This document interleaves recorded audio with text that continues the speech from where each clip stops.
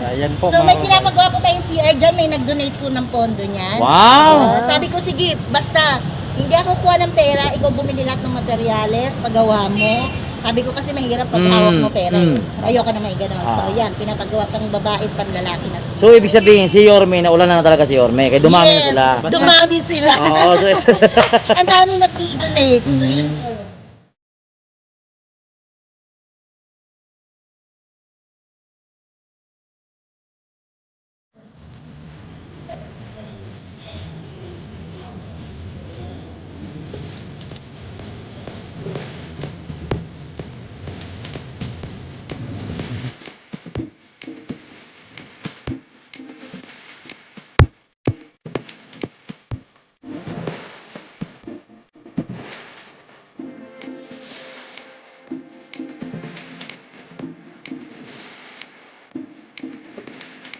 I'm here to say, no fire.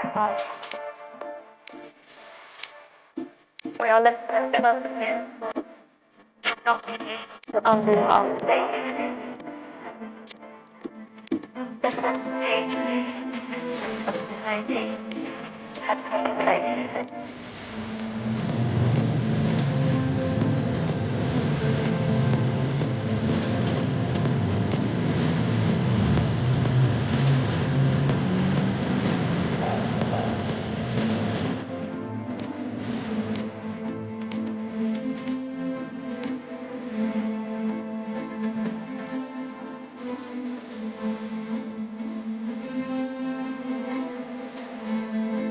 Kailan natin ang Plaza Hubog?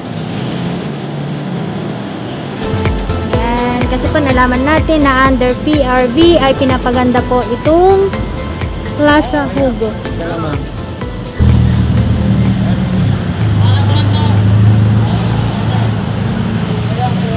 So madadaanan po natin ang National Shrine of Our Lady of the Abandoned, Bernadora de Manila, mga kababayan. So, pagdating po natin dito is turn right.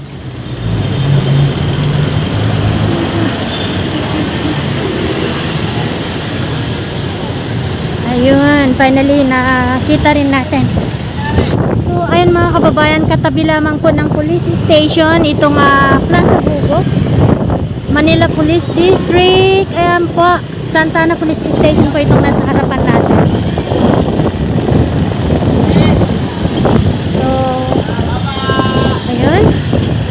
Finally, naka-ano rin tayo sa kabila.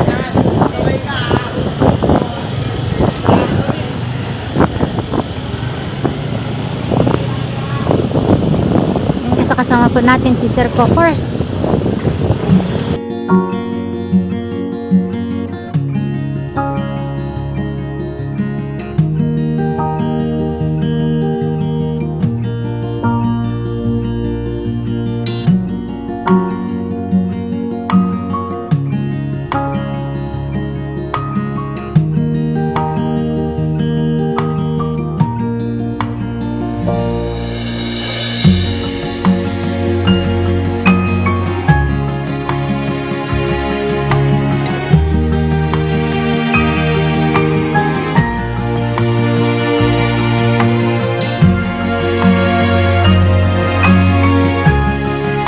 Merry Christmas ha. Meron naman na kayo inunahan nyo po yung City Hall ha.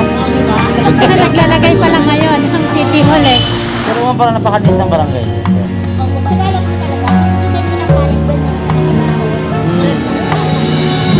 Jessica Soto.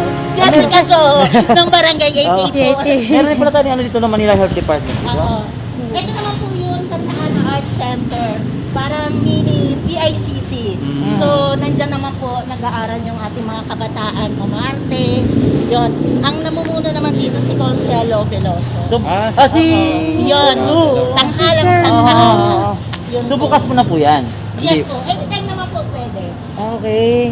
Medyo natigil lang ngayon dahil sa pandemya. Kailangan natin muna. Ay nga, para sigurado tayo. So, ito na yung ating kilalang Yes. Lasa Hubog. Itutur po tayo ni Chairwoman. Ito pala yung pintura na sinasabi nila. Opo. Kung mapapansin niyo po, nandiyan yung Metropolitan Theater. Diba? Yung City Hall, opo. City Hall. Yun po yung bahay ng Sir Violet Chow po. Yung puti po? Yung puti na yon. Tapos yung tori ng ating simbahan. Tapos, papansin niyo po ang ating Mama Mary. Yes. Yung inanang mapag-ampon. Bakit daw inanang mapag-ampon? Dahil kung mapapansin niyo po, marami pong napupunta dito. Talaga namang inaampon namin.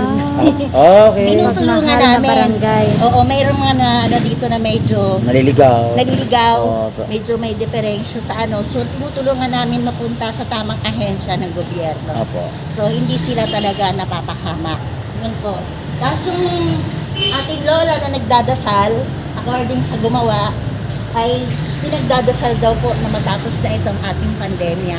Wow. Parang back to Yes, normal please. na tayo Yes, lahat. please. Ibalik na po ang normal. Yes. Opo. Kaya sama-sama lang po, tiwala sa Diyos, dasal lang po talaga. Sino po actually gumawa nito? Ayun si Mark, ano? Yes. Mark Ay, Bingo? Si Master Ringo at saka yung Master isa. Ringo. Oo. Taga-PRD po. So, yan po mga kaibigan. Sapatak sa inyo. Kaya pansin mo yung kultura ng ating Pilipino. At yan nga mga kababayan, dito naman po sa pinakagilid po ng ating Plaza Hugo ay inaayos po yung comfort room kung saan ito po ay para sa mga babae at lalaki. At ayon nga kay Kapitana, meron nag-donate. Ayan, yung generous people po may nag-donate para dito. Kaya ginagawa po ngayon at ayan. Ayan po mga kababayan. Hindi pa po tapos. Pero nakakalugod na i-share sa inyo mga kababayan. Saan po ba nilagay dito yung mga facility nito? Di ba meron kayo dito? Facilities? Kami kasi ginagawa namin sa barangay namin. Opo. Kaya kami COVID-free, yung barangay namin. Opo. Kasi ginagawa namin dito, sinisipon pa lang po, talagang pinakwarantina namin. Opo. Wow. So, paano para hindi sila lumabas? Ginagawa ko po, provided po ng barangay, lahat ng kailangan nila. Opo. Pagkain, gamot. Yung gamot naman po kasi provided ng center, kami lang po yung hihingi, makikipag-coordinate lang kay Dr. Manalad. So, bibigyan kami ng gamot, hahatid namin sa bahay.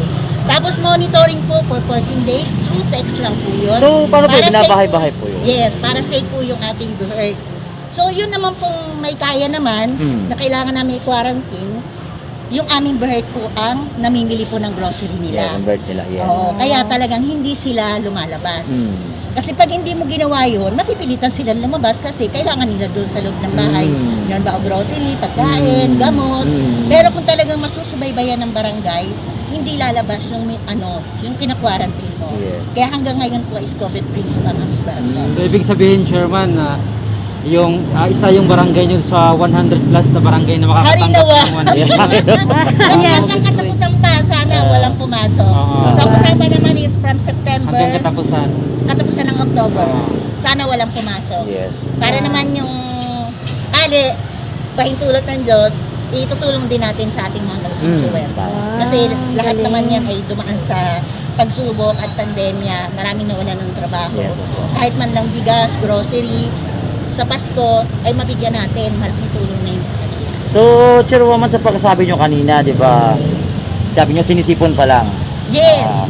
So, ibig sabihin, mga taga-kabarangay ninyo na pumupunta namin sa nagre-report na. Nagre-report po sa amin. Okay. Kasi may social media po kami. Mm. O kung sino man po may problema, alam na nila yun. Automatic Kung may na. problema, sa telepono ko lang po.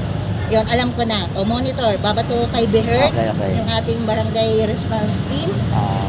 O, paki-monitor mo na to. Pero andun pa rin yung privacy. Siyempre, alam nyo naman. Yes, hindi po yun nalalaman ng iba. Yes, that's good. Kahit sino po. So yung, for example, pag may sinipon, kusa silang sumusurrender na sa'yo, Yes po. Kapitan. No? Ang Galing. Kaya galing. talagang naaabatan po namin. Opo. Kaya yun ang ginagawa namin. Talagang coordination. Tsaka ano na rin, Tapos advance, ano na rin yes, sila. advance Para talaga. safety din ng lahat. Kasi hindi lang naman problema sa tao eh. Oo. Buong barangay ang Tsaka proud ako magkakaproblema. sa kabarangay ko, sumusunod sila sa rules and regulation ng barangay at ng City of Manila. Oo. So, kahit ngayon, So, isa silang lang lumabas. isa lang ibig sabihin, no, idol ka nila. Idol namin si Mayor. Ay, doon si Mayor. Mayor May, ayuda daw. Oo, di ba? Ay, tulala. Paparating na. Kaya napaka... So ano pang further plans po dito sa area na to? Sa park na to? Basta po ito, pag yung ano na po ito, nalagyan na ng pintura, so syempre kailangan i-maintain natin yung kalinisan. Yes, opo. Tapos pag may nagbabasketball, kailangan may nakabantay talagang mga tanod para talagang ma-maintain natin yung kalinisan dito. So yung mga halaman, nandiyan naman, nakain naman siya. So pakikiusap ko kay Mayor, baka pwedeng lagyan na rin ng grills dito talaga para Opo. ma-maintain talaga yung Safety, oh. Kasi yung bola, siyempre, baka Yes, po. tumalsik. Kasi Mayor naman ay lahat naman ay pinagawa na, pati yung mga ilaw na yan, papapalitan niya yan.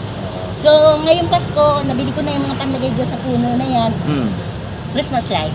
Para sa gabi pag may So tuloy-tuloy pa rin po ang Pasko sa Maliwanag. inyong Yes, barangay. so, kahit naman may pandemya. Opo. Kailangan ituloy natin. Pero are you ready na po ba sa darating na Christmas at New Year? Kasi parang tingin ko mga tao niyan medyo Ano lang namimiss na naman nila. yan, sa pakikipag-usap lang naman. So may memo naman yung DILG na kailangan mag-barangay assembly. Yes. So doon ihahain natin lahat ng plano natin. So tulad ng plano ko nga, kahapon pa ako nagsusulat, sabi ko kung anong dapat na i-plano, ano dapat mas pakikinabangan ng mga Yes, opo. tao, lalo na yung mga kabataan ngayon na nag-aaral ng online. Sabi ko nga sa mga kagawad ko, kailangan natin bumili ng extra na computer para bakit? Para malibre ng printing yung mga bata. Kasi yung module nila is napakakapal talaga. Opo. So yung iba, hindi naman talaga kaya lahat. Opo. So, ipoprovide na ng barangay yun. Kahit magpakabit na tayo ng internet para yung Ay, talagang wala, sosyal. pwedeng doon sa barangay. So, effort na po ng barangay yun. Bili tayo ng malalaking Sir Woman, kailan ka po magpapaulan? Baka iba barangay. Maisip din pong ganito, di ba? Actually, lahat naman po ng chairman ay talaga naman po nag-iisip kung paano po Tama naman. makakatulong sa kanila. Iba-ibang diskarte na lang. So, ano? iba-ibang diskarte lang po talaga. Yes. Ako kasi pag nag-isip po kasi ako, yung talagang pakinabangan po ng ating mga constituent. Yung talagang priority ko po. So ayan, saan tayo sunod dito? Ano Chairman, kami lang po ba? O may iba Okay nga po. dito? Pwede na pong kayo para iba naman yung mentor view nyo. Hindi, ay baka gusto mo kaming twin tapin niya ba si Chairwoman dito po sa 8844. 8884. 8884. So hanapin nyo lang siya. Hanapin nyo lang siya dito. Kung kailangan nyo ng tour guide, meron na po. Serbisyong gobyerno po to. Oo, di ba? So ayan, ito po yung Plaza Hugo. Hugo ba? Tama ba? Hugo? Hugo. Hindi Hugo. Hindi po, Hugo po. Kasi pag English baka Hugo. Hugo, yun. So yan po. Ongoing pa lang din po ito. Kahapon inanoan natin. Dati po ba? Ganito na ba sistema niya dati? Ganito na ba setup niya dati? O talagang Ito po. bago na lahat to? Bago na po lahat. Ganyan pa rin yung setup, pero talagang nalinis lang ng gusto. Okay. Mula na po nung naupo ako. So saka maganda dito, wala pa mga street dwellers, ano? Oo. Dati kasi madaming nakatambay, may mga basura dyan. Pero sabi ko, ayoko naman ganun yung aming kapaligiran. Yes, Dahil opo. mayroon na tayong COVID, tapos madumi pa. Baka madagdagan pa yung sakit natin, katulad ng dengue, di ba? Actually po ang COVID, pansin ko, dumidikit na sa mata malilinis. Kasi bakit? Yung mga taong grasa, hindi siya Baka, Di ba? baka pagpasok ni COVID, ay ayoko dito, marami na kami dito. Di ba? Oo. So, hindi siya na-apekto at hindi siya nagkakasakit. Pero Kahit kailangan pa rin, nasa safety kalsada. pa rin tayo. ano? Ayun. Itong mga trellis dito mga kapitan, bago yan or dati na din? Ang alin po? Itong mga trellis na niya dito. Dati na po yan. Dati na po. yan. So, talagang i-improve lang natin lahat yan. So, nakatutok pati CCTV natin. Kaya Ayun, may CCTV din po dito. nakakalusot lang. Aha. Pero na, So, bali ito yung- educate naman yung iba na Yung barangay niyo, nagpapatuloy ito ng lang? kaso. So, tiyaga lang talaga. Kailangan mong tiyagain para lahat ay ma-educate. Kasi nakasanayan na nila yun, pero unti-unti. Ako nga masipag naman ako sa ganun, matyaga naman ako. Kailangan lang talaga unti-unting paliwanag mo bakit hindi dapat gawin. Kaya sabi ko nga, ayan, pumunta pa dito si Mayor, sabi kong ganon, pinaganda yung lugar natin, tapos padudumihan lang natin ng aso, di ba nakakahiya? Sabi ko Apa. ganon. So, kailangan, pwede naman, punta kayo dito, padumi kayo, may dala kayong dustpan, tapos tatanggalin nyo. Kahit may lagay ng pampers ng Yes, aso. o kaya hanggat maaari, doon lang sa loob ng bahay. Para talagang malinis ang kapaligiran. Opo. So, Chairwoman, kamusta naman ang mga business dito? Unti-unti naman po, nakaka-recover naman. Still have a- Karamihan still have a naman po curfew pa rin dito ay kayo? Puro pagkain naman po. So, Food Panda naman, simula naman nung pandemya, hindi naman sila natigil. So, yun naman yung kagandahan doon. So, yung mga dati natin, may mga ilan akong vendor dyan na livelihood ng barangay. Ginawa namin, tinulungan po namin, kahit sa bahay lang sila. Mga kaibigan po namin, text namin, messenger, through social media po, yung mga customer, ibinabato namin sa kanila, so natulungan sila, hindi sila masyadong nahirapan.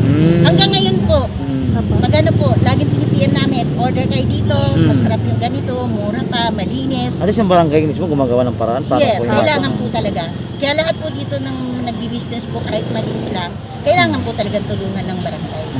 Para po magkaroon po ng customer. Hindi po sila masiro. Hindi na zero. Napakalaking bagay po nun. So, chairwoman, yung barangay nyo, sakop yung kabila po. Hanggang dito lang po. Ang boundary po namin yung gitna ng kalsada. Okay. So doon po 879 na po yan. Kay Okay. Chairman Talina. So, yun. Puro ang simbahan sa inyo talaga yan. Yes. Simbahan. Ah. Sa ako po ng barangay 885. Okay. So, kasada pa rin kayo dito pala. Yes po. Kalsada din po ang kamusta. Yan po yung ating dito. Pero malapit na silang lumipat doon sa likod ng palengke. Sa daanan ng palengke. May pinapagawa na po. Kasi yan, pagkagawa yan ng simbahan na parang training center sa mga kababaihan. Para kahit nasa bahay lang, di ba, matuto silang gumawa ng tosino, longganisa, Yes. di ba, benta nila. Ang ganda naman po. Di ba, dagdag talagang kita doon sa pamilya. At least marami At po. the same time, Yes. matutunan din sila Correct. kung paano gumawa Kasi kahit ng mga naman may hanap tusino. buhay yung padre de pamilya, Opo. talagang sa mahal ngayon, sa hirap ng buhay, lalo't may pandemya, kailangan po tulong-tulong lang. Yes. So, ganun po dapat. So, last na po, chairwoman ha? Kasi alam ko na medyo napapagod ka na.